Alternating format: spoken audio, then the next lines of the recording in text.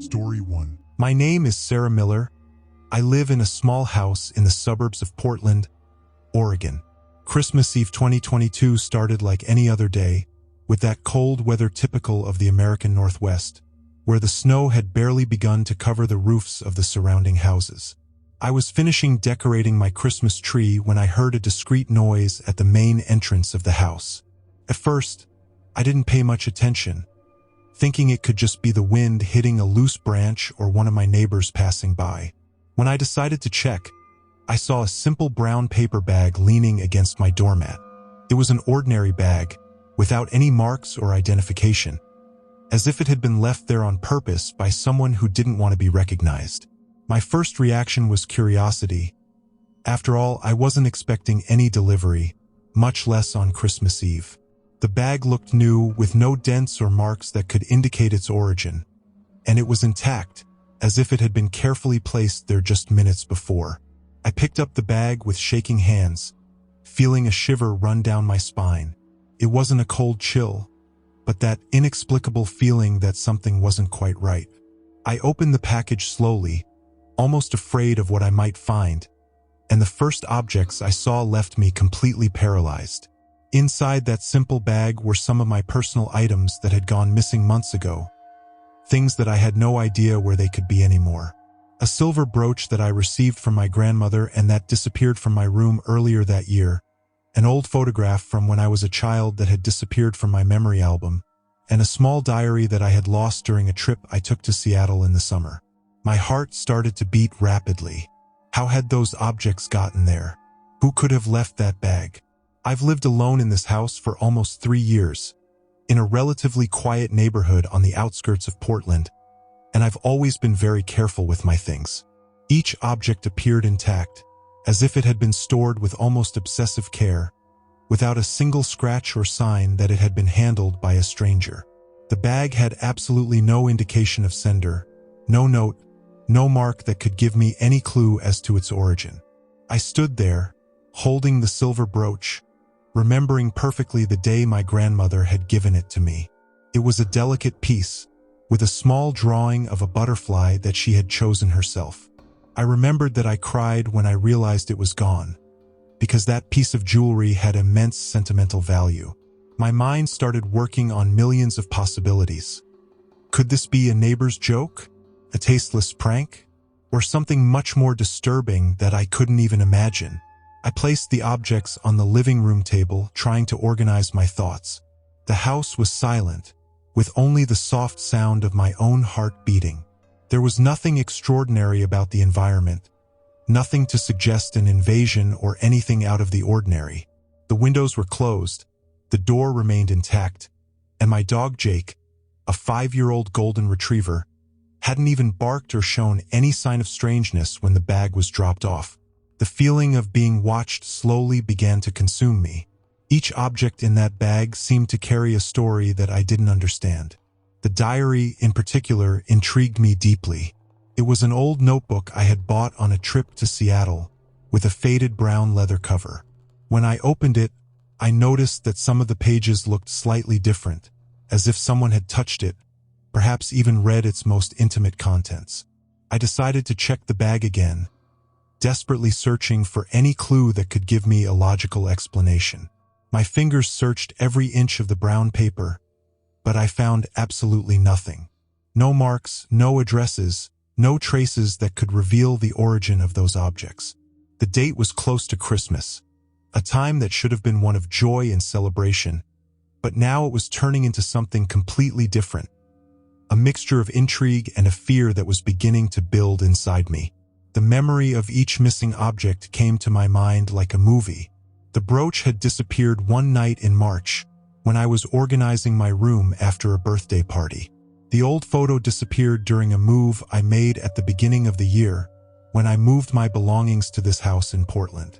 The diary had gotten lost during a work trip to Seattle over the summer, something that left me completely frustrated at the time for holding important memories. I took out my cell phone and started checking the security cameras I had installed at the entrance of the house. My heart was pounding, almost wanting to jump out of my chest.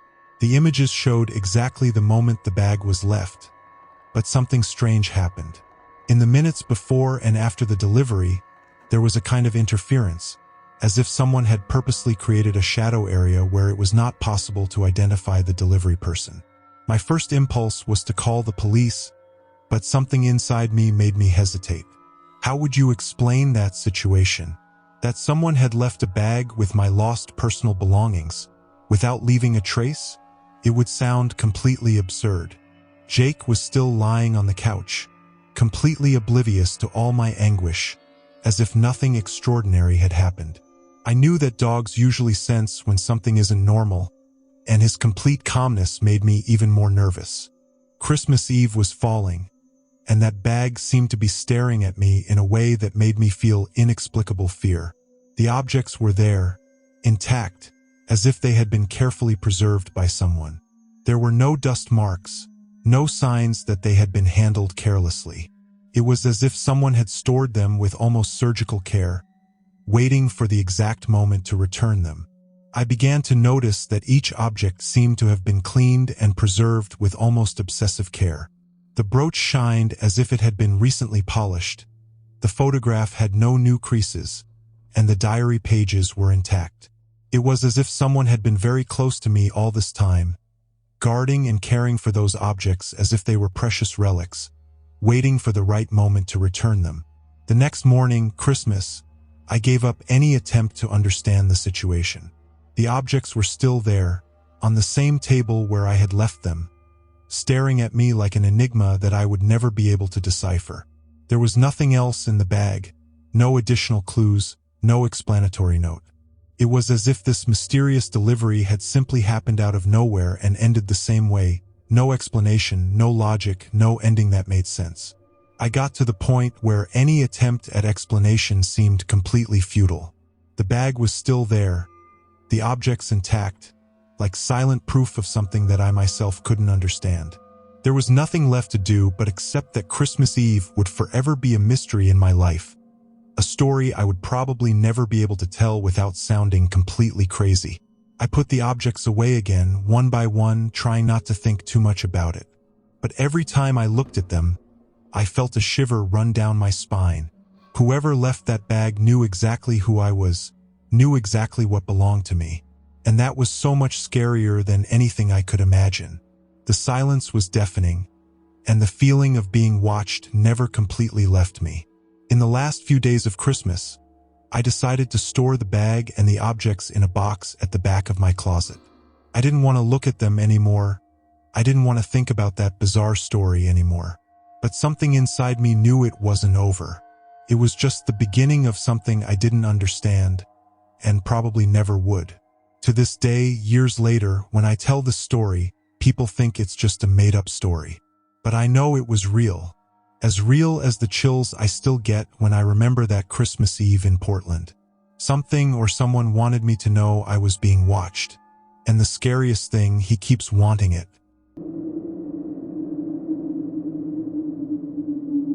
Story 2. Honestly, to this day I can't walk into a supermarket without feeling that chill down my spine. It all happened at the end of last year, more specifically on Christmas Eve. I had just moved to a small town in the state of Vermont, the kind where everyone knows everyone, you know?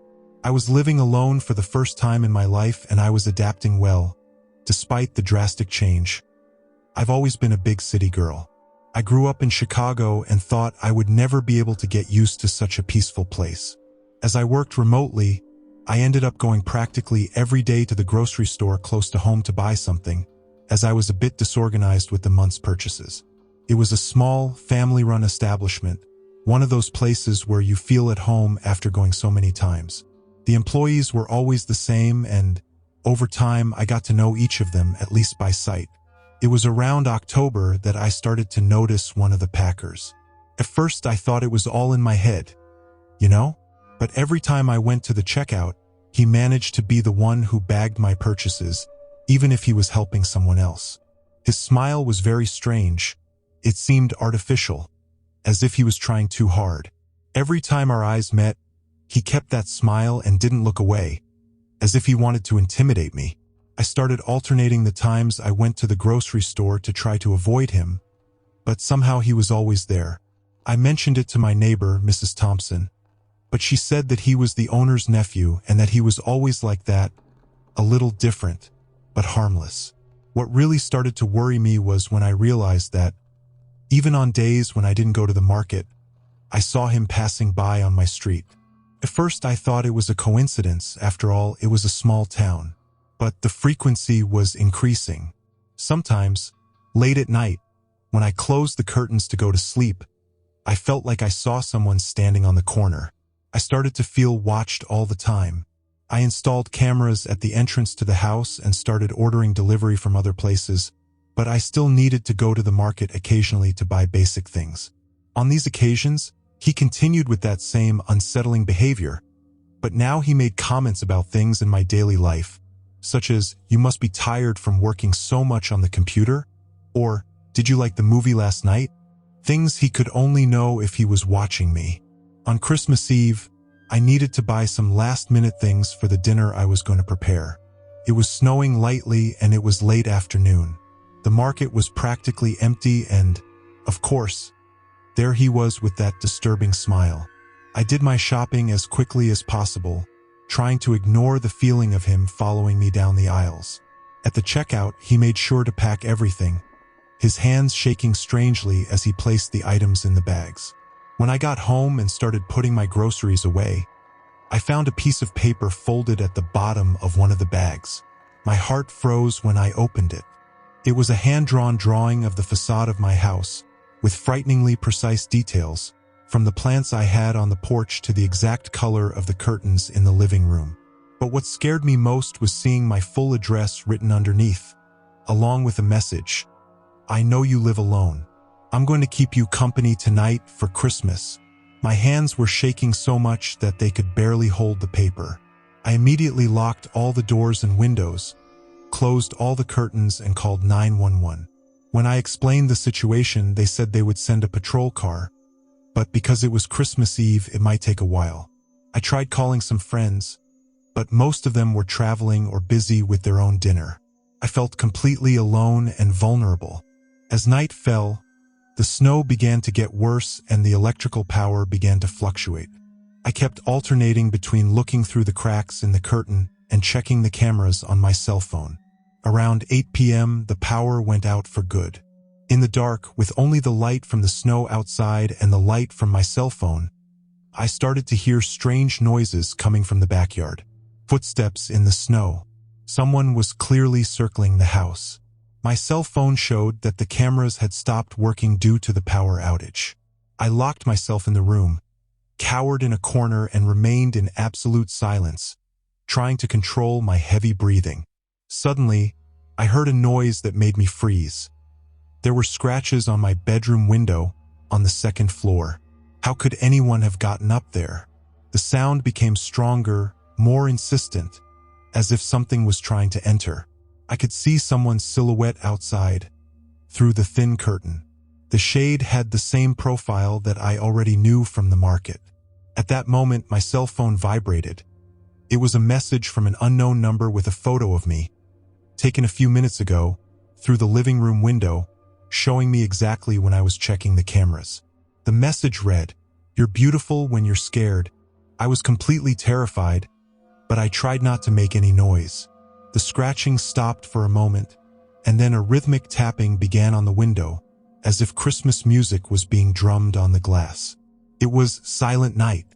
My entire body was shaking and I could taste bile in my mouth. The cell phone vibrated again with another message. "Open the window. I just want to give you your Christmas present." At that exact moment, I heard sirens approaching. The blue and red lights of the police car began to illuminate the street, reflecting off the snow. The shadow on the window disappeared instantly. When the police finally entered the house, there was no one left. They only found footprints in the snow that surrounded the entire house and marks from a ladder propped up next to my window. The most disturbing thing was discovering that the ladder had been taken from my own backyard. I had kept it outside to clean the gutters. The police searched the neighborhood, but with the heavy snow, the tracks were soon lost. They went to the market, which was already closed at that time, and discovered that the boy had started work with false documents. No one knew his real name or where he lived. The story about the owner's nephew was a lie. They had hired him a few months ago and knew as much about him as I did. Police increased patrols in the area in the following days, but he was never seen again. The market installed new cameras and reinforced employee document verification. I moved out of that house a week later. I couldn't sleep there anymore. Today I live in another city, much bigger, but I'm still terrified of supermarkets. Whenever I need to go somewhere, I ask someone to accompany me. The worst thing is that sometimes, especially on snowy days, when I look out the window at night, I feel like I see that same smile watching me from afar. And every Christmas Eve, I get a message from a blocked number with just a gift emoji. The police were never able to track it down. Since then, I've discovered other similar cases in small towns online, always with the same pattern. A temporary employee in local markets, fake documents, and women who lived alone being stalked. In some discussion forums, I found reports from people who went through similar situations in different states. A woman in Maine described the same disturbing smile, and another in Oregon received identical drawings. The scariest thing is that all the cases happened during festive seasons, mainly Christmas and New Year. It makes me wonder if there is some kind of serial predator moving around the country, temporarily working in small places where people tend to trust each other. The last weird thing that happened was 2 months ago. I was organizing some old moving boxes and found that drawing of my old house. But there was something different about it. On the back was a note I'd never noticed before, written in childish handwriting. "We haven't finished our Christmas dinner yet." I burned the paper immediately, but those words won't leave my head. Sometimes I catch myself wondering if he's still out there, working in some country grocery store, smiling like that at someone else, waiting for the next Christmas to arrive. Story 3. I need to share this with someone because I don't know what else to do. It all started last week, one cold morning here in Oakwood, Ohio. I was sleeping when I woke up to what sounded like a choir singing Christmas carols. I thought it was weird because it was like 3 in the morning and right in the middle of the street from my house. I looked out the window, but I didn't see anyone. The street was deserted, lit only by streetlights. I got goosebumps, but I tried to ignore it and went back to sleep. The next day, the same thing. I woke up again to the singing, only this time it seemed louder, closer. Again, I looked out the window, scanned the street with my eyes, but nothing. 0 people. I started to think I was going crazy. Was it some kind of bizarre dream? But it felt so real. The cold on my skin, the shiver on the back of my neck. The music was clear, as if they were there on my doorstep. But there was no one. I swear, I started to question my sanity. I told my neighbor, Mrs. Henderson, but she just laughed and said it must be a group of young people playing pranks. But I knew it wasn't.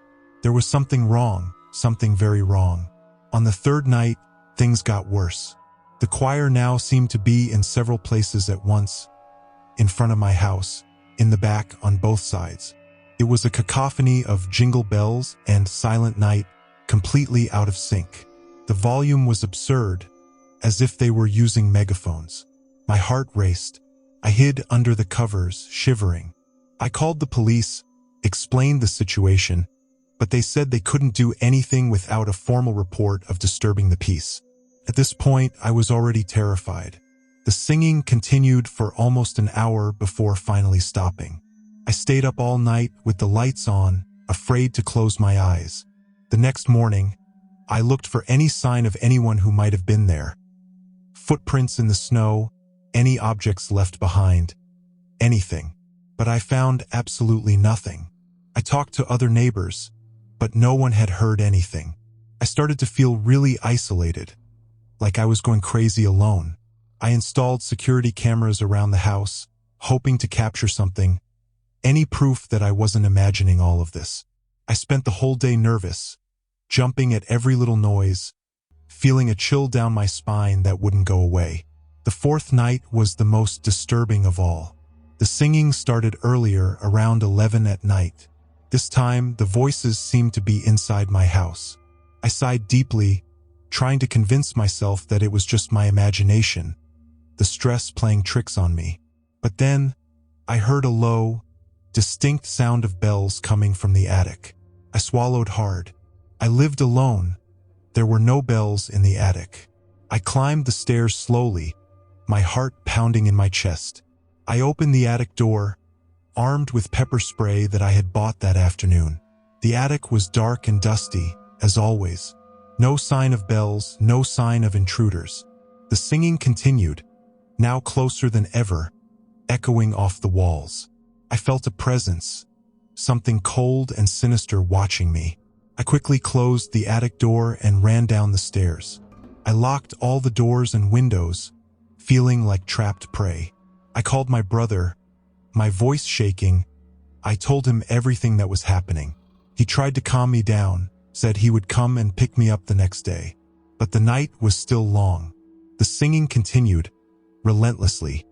The voices mixing, distorting, transforming the Christmas carols into something grotesque and frightening. The lights in my house began to flicker, and a strong smell of pine filled the room.